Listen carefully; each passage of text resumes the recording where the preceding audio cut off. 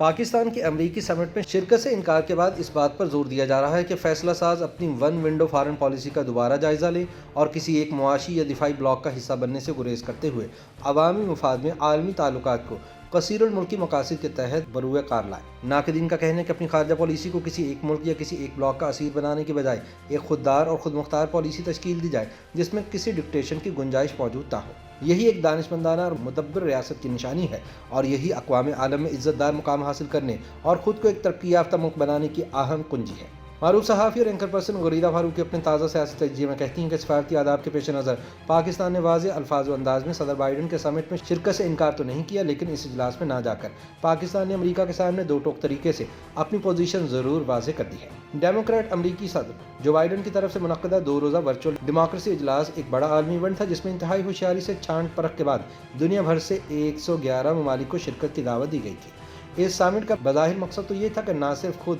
امریکہ اپنے ملک میں پیدا ہونے والی جمہوری خامیوں پر نظر ثانی کر سکے بلکہ دنیا بھر میں گزشتہ چند برسوں سے جمہوری اقدار اور اصولوں کو پہنچنے والی شکست و ریخت کی نشاندہی کیے جانے کے ساتھ ساتھ ان کی اصلاح بھی کی جا سکے، نیز دنیا میں زور پکڑنے والے آمرانہ نظام حکومت کی حوصلہ شکنی بھی کی جا سکے۔ جن 112 ممالک کو صدر جو بائیڈن کی اس عالمی کانفرنس میں شرکت کی دعوت دی گئی، حیران کن طور پر ان میں پاکستان بھی شامل تھا، لیکن ان تمام ممالک میں سے جس واحد ملک نے شرکت سے انکار کیا وہ بھی پاکستان ہی تھا۔ غریدہ فاروقی کہتی ہیں کہ مہمان ممالک کی فہرست سامنے آتے ہی ڈیموکریسی اجلاس کے متنازع ہونے کی خبریں سرگرم ہو گئی۔ سب سے اہم بات یہ رہی کہ امریکہ کے درینہ حریف ممالک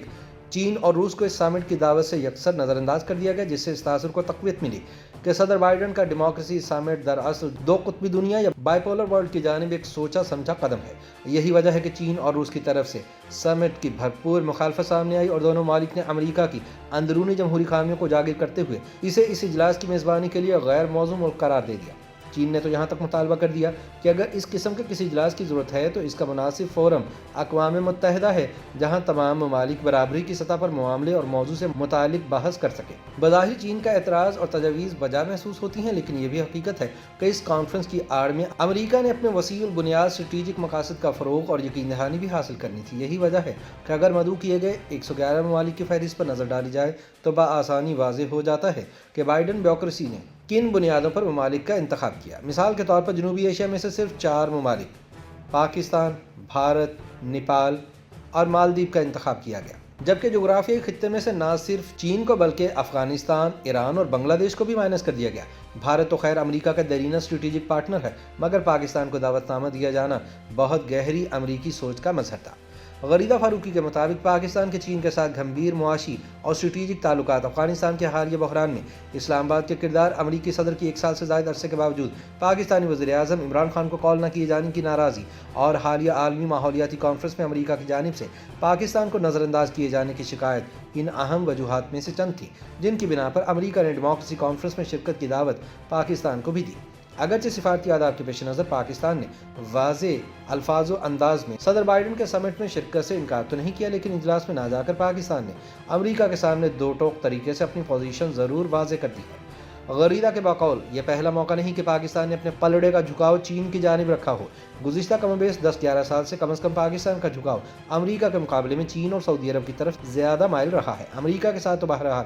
پاکستان کے تعلقات تاریخی اعتبار سے اونچ نیچ، نفرت اور پیار کے درمیان ڈاون ڈول رہی ہے، لیکن گزشتہ کچھ عرصے میں خاص طور پر پاکستان کا انحصار جس انداز سے چین، سعودی عرب اور امریکہ کے مقابلے میں دیگر ممالک کے ساتھ قائم ہوا ہے وہ غیر معمولی تو ہے ہی، مگر اس یک طرفہ جھکاؤ کے منفی اثرات سے بھی پاکستان محفوظ نہیں رہا۔ وہ کہتی ہیں کہ سرد جنگ سے قبل اگر دنیا دفاعی اعتبار سے بلاکس میں تقسیم تھی تو سرد جنگ کے بعد سے یہ تقسیم معاشی بلاکس میں ڈھل گئی ہے، لیکن دنیا کے ذمہ دار اور سمجھدار ممالک نے سرد جنگ کے اثرات سے سبق سیکھا ہے۔ وہ جان گئے ہیں کہ دفاعی اعتبار سے کسی ایک پلڑے کا حصہ رہنا پھر بھی نسبتاً قابل برداشت ہو، مگر معاشی اعتبار سے خود کو بلاکس کی سیاست میں کھلے عام ڈھال لینا تیزی سے بدلتی ہوئی دنیا میں قطعاً فراست پر مبنی پالیسی نہیں۔ یہی وجہ ہے کہ سرد جنگ کے بعد سے آج تک امریکی بلاک میں شریک ممالک کے معاشی اعتبار سے چین کے ساتھ گہرے مراسم قائم ہیں اور ان کی تجارت کا بڑا حصہ چین کے ساتھ نبتی ہے۔ पाकिस्तान के लिए इस सिलसिले में सबसे बड़ी मिसाल भारत की है, जो अमेरिका का देरीना स्ट्रेटेजिक पार्टनर भी है, और ये अमल भी पूरी दुनिया के लिए खुले राज की मानंद है कि खित्ते में चीन के स्ट्रेटेजिक मफादात को महदूद करने के लिए भारत अमेरिका का बगल बच्चा और बच्चा जमूरा है। लेकिन वरीदा फारूकी बताती हैं कि इस सब के बावजूद भारत की तिजारत और मईशत का बड़ा दारोमदार चीन के साथ है। यहाँ तक कि अमेरिका के कट्टर हरीफ रूस तक के साथ भारत के गहरे मुआशी और दिफाई रवाबित हैं। बल्कि हाल ही में भारतीय वज़ीर-ए-आज़म और रूसी सदर की मुलाकात और इसके नतीजे में तय पाने वाले कसीर रकमी और कसीर मकासद दिफाई और मुआशी समझौते न सिर्फ खित्ते बल्कि दुनिया में दोनों ममालिक के बढ़ते हुए असर और सूख का मजहर है। भारत अमेरिका के साथ अपनी प्यार की पींगें भी मजबूत तर रखे हुए है और चीन और रूस का दिल भी लुभाए हुए है। न सिर्फ अमेरिका के डेमोक्रेसी समिट में मरकजी शिरकत करता है, बल्कि चीन और रूस की मुआशी और दिफाई ताकत को भी अपने मफादात के लिए चालाकी से इस्तेमाल करता है, क्योंकि ज़िम्मेदार और समझदार रियासतें आलमी ताल्लुकात में सिर्फ और सिर्फ अपने अवामी मफादात को मद्देनज़र और मुकद्दम रखती है। वरीदा फारूकी का कहना है कि दुनिया अच्छी तरह से जान गई है कि बदलते हुए आलमी हालात में बका किसी एक ताकत के मरकज़ की तरफ झुकाव रखने से मुमकिन नहीं। ऐसे में पाकिस्तान ने ढके छुपे सफारती अंदाज से अमरीकी सदर की कॉन्फ्रेंस से इनकार करके और अदम शिरकत को जाहिर करके एक बड़ी रियासती और पॉलिसी गलती की है, जिसका खमियाजा न सिर्फ आइंदा बरसों बल्कि अशरों तक शायद झेलना पड़ सकता है। इस इजलास से गैर हाजिर होकर पाकिस्तान ने न सिर्फ भारत को आलमी मंजरनामे पर खुलकर खेलने का भरपूर मौका फराहम किया है, बल्कि पाक अमेरिका ताल्लुकात में पहले से जारी तनाव में नरमी लाने का बड़ा मौका भी गंवाया है। पाकिस्तान की दाखिली और बैरूनी सलामती और मईशत के दिगर हालात इस बात के मुतकाजी हैं कि हम रियासती सतह पर अपनी वन विंडो फॉरेन पॉलिसी का दोबारा जायजा लें और ख़ुद को किसी एक मुआशी या दिफाई ब्लॉक का हिस्सा बनने से गुरेज करते हुए अपने अवामी मफादात की गर्ज से आलमी ताल्लुकात को कसीरुल मुल्की मकासद के तहत बुरुएकार लाएं।